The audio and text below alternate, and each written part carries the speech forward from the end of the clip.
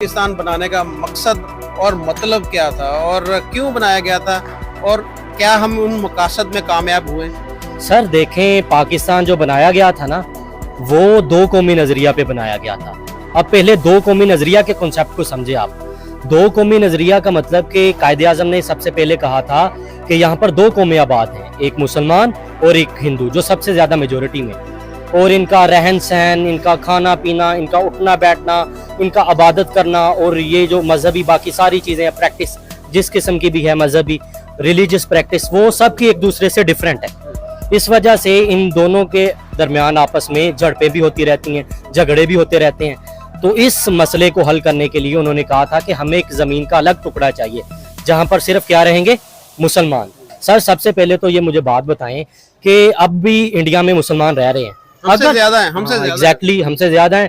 तो अगर तो ये दो कौमी नजरिया पर बनाया गया था और ये तस्वुर दिया गया था कि ये इकट्ठे नहीं रह सकते, तो वो क्यों रह रहे? हाँ, तो ये मेरा उन लोगों से, हिंदुस्तान और हम एक ही दिन में आजाद हुए।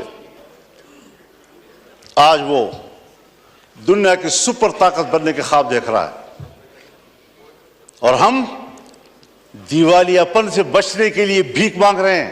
कौमी असम्बली में मौलाना फजलुर रहमान साहब का खिताब बहुत ज्यादा जेर बहस है, इस वजह से कि उन्होंने दो टोक बात की है। तो उसमें पाकिस्तान अगर टैक्स नेट नहीं बढ़ा पाएगा, टैक्स टू जीडीपी रेशियो जो आप जिक्र कर रही हैं वो नहीं बढ़ाएगा, तो पाकिस्तान का यकीनन दिवालिया निकल जाएगा, क्योंकि और कर्जा लेने को नहीं है अब पाकिस्तान के बैंकों के पास। हुकूमत ने तकरीबन सारा ही ले लिया हुआ है। भारत की एक स्टेट जो है वो पूरे पाकिस्तान से ज्यादा टैक्सेस देती है।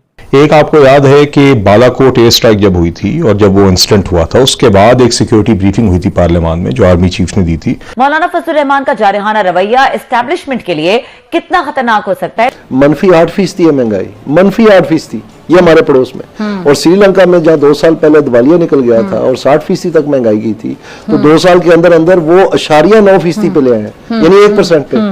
तो आखिरकार यहाँ पर क्या वजह है कि ये नहीं नीचे आ रही? अगर हमें यूरोपियन यूनियन और अमेरिका हमारी मदद ना करे तो हम ये सारी की सारी सिचुएशन में बिल्कुल, हमारे पास कुछ भी नहीं है।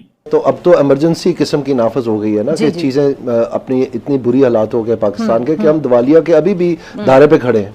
या बाकी ममालिक जो हैं, अगर उनसे हमने क्या डीलिंग करनी है, वीलिंग करनी है, इंडिया से कैसे करनी है। सो हमने ये दो मुल्कों की कहानी है, ठीक है जी। दोनों मुल्क